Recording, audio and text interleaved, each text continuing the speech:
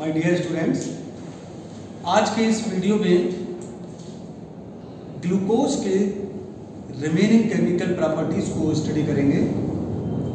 पिछले वीडियो में हम लोगों ने ग्लूकोज के बनाने के मेथड्स और उसकी कुछ भौतिक गुणों को स्टडी किया था।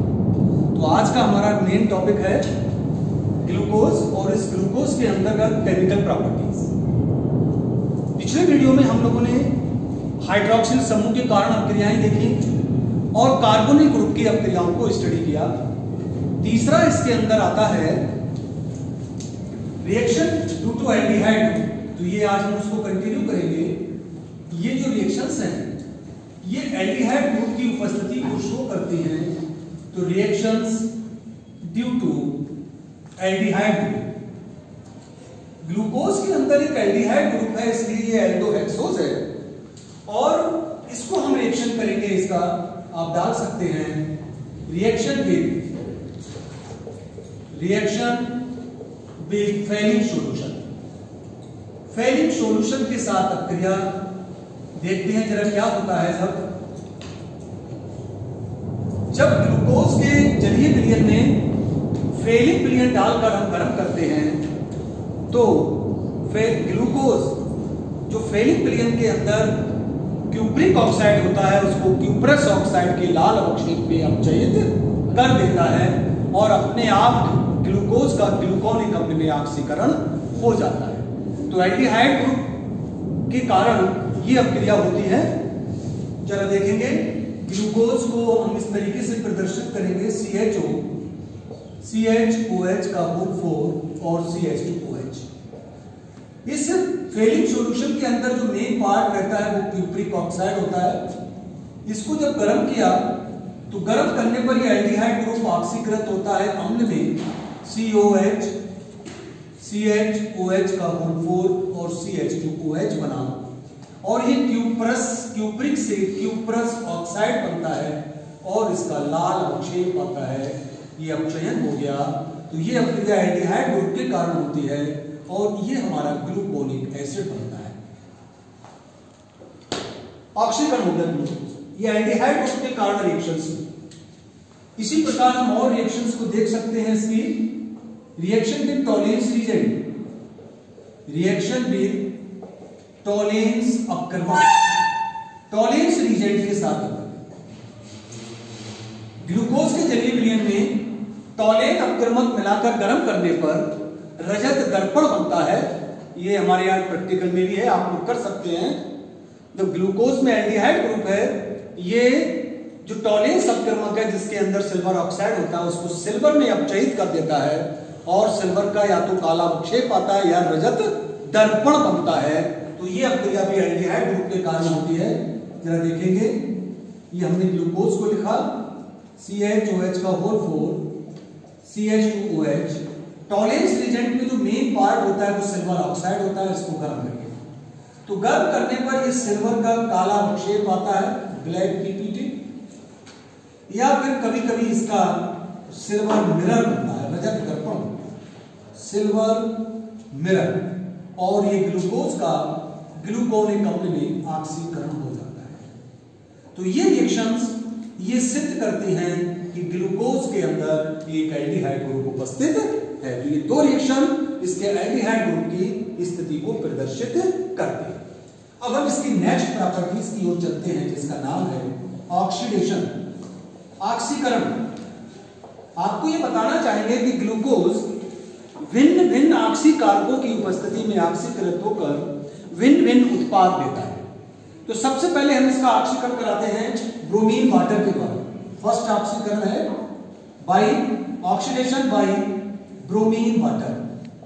जब ब्रोमीन जल के द्वारा, ये दुर्बल ऑक्सीकारक है ब्रोमीन जल, जब ब्रोमीन जल के द्वारा इसका ऑक्सीकरण किया जाता है ग्लूकोज का, तो ध्यान देंगे ये केवल एल्डिहाइड ग्रुप ही इस ब्रोमीन जल के द्वारा ऑक्सीकृत होता है, ब्रोमीन वाटर, और सब ग्रुप ऐसा रहते हैं। केवल एल्डिहाइड ग्रुप ऑक्सीकृत होकर कार्बोक्सिलिक अम्ल में परिवर्तित हो जाता है और इस प्रकार हमको ग्लूकोनिक अम्ल प्राप्त होता है।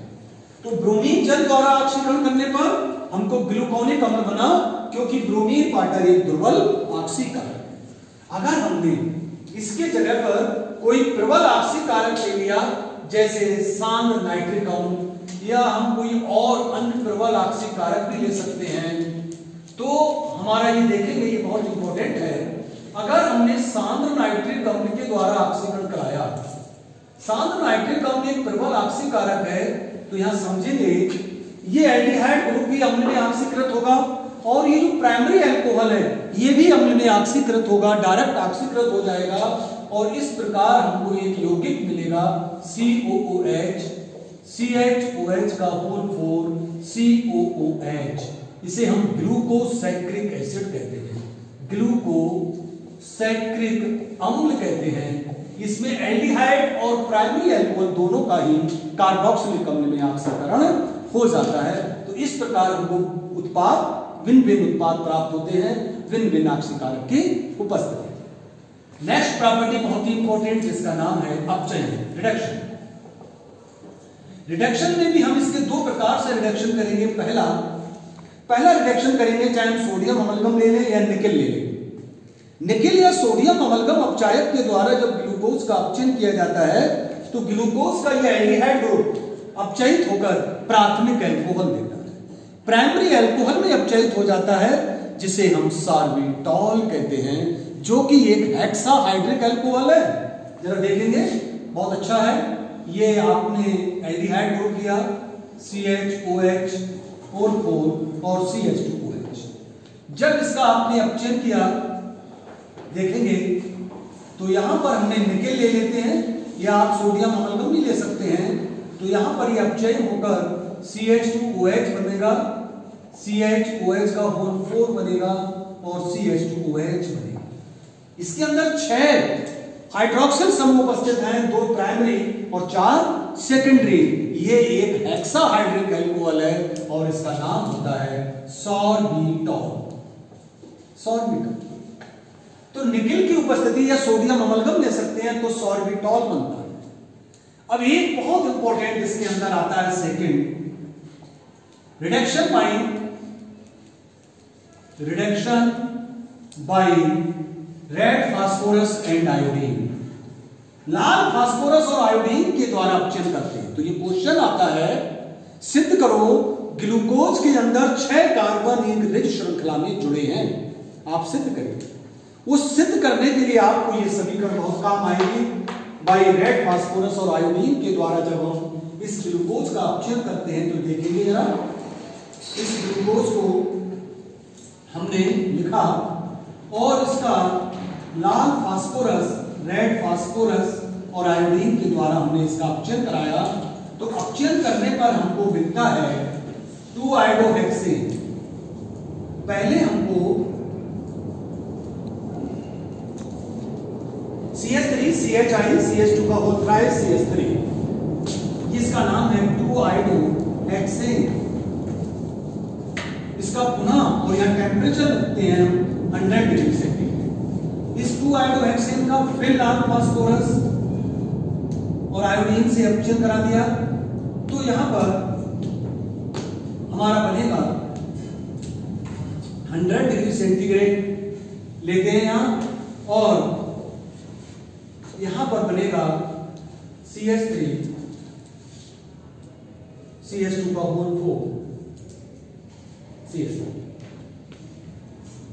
ये बनता है नॉर्मल हेक्सेन।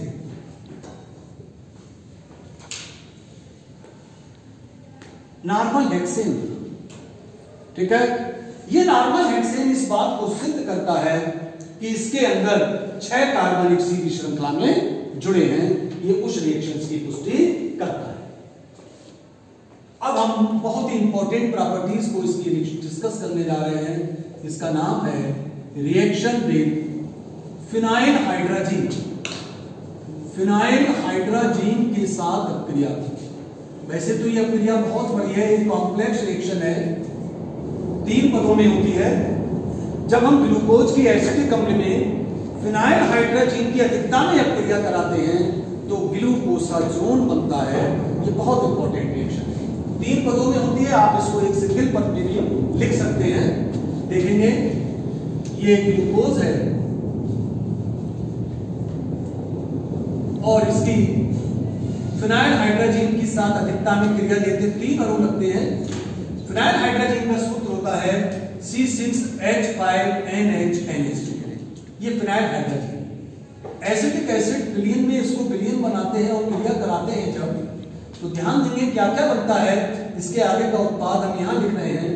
एक बनता है हमारा CH double bond N NH6H5 single bond. एक यहां से कार्बन अलग हो जाता है C double bond N NH C6H5 CHOH का होल थ्राइस CH2OH। इसका नाम है ग्लूकोसाजोन। ग्लूकोसाजोन प्लस साथ में एक अणु एनिलीन का निकलता है C6H5NH2 प्लस अमोनिया निकलती है प्लस 2 अणु जल के बनते हैं। तो इस प्रकार हमारा ग्लूकोसाजोन बनता है। ये फिनाइल हाइड्रोजन के साथ बहुत ही महत्वपूर्ण रिएक्शन। इसी की बात आगे बढ़ाएं तो एक रिएक्शन है इसका फर्मेंटेशन, किण्वन। जब ग्लूकोज की ईस्ट के द्वारा क्रिया कराई जाती है, ईस्ट के अंदर एक एंजाइम होता है जाइमेज, तो इसको हम फर्मेंटेशन या किण्वन कह सकते हैं। फर्मेंटेशन तो जब ग्लूकोज में हम जाइमेज ईस्ट को मिलाते हैं और ईस्ट के अंदर एक एंजाइम होता है ईस्ट में जिसका नाम है जाइमेज। ये जाइमेज एंजाइम इस ईस्ट को कार्बन डाइऑक्साइड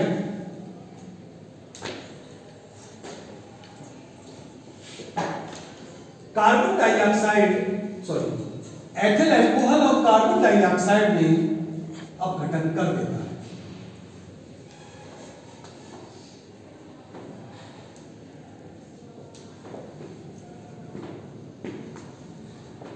प्लस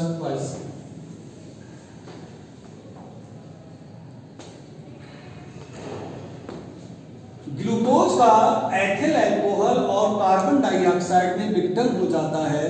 इस अपक्रिया को हम किण्वन कहते हैं और यही अपक्रिया हमारे फर्मेंटेशन में काम आती है। अल्कोहलिक किण्वन कहते हैं, अल्कोहल बनाने में काम आती है। तो इस प्रकार ये कुछ ग्लूकोज के जो महत्वपूर्ण रासायनिक प्रॉपर्टीज थी रिमेनिंग, तो इस प्रकार ये हमारा यहाँ पर ग्लूकोज समाप्त होता है। Thank you.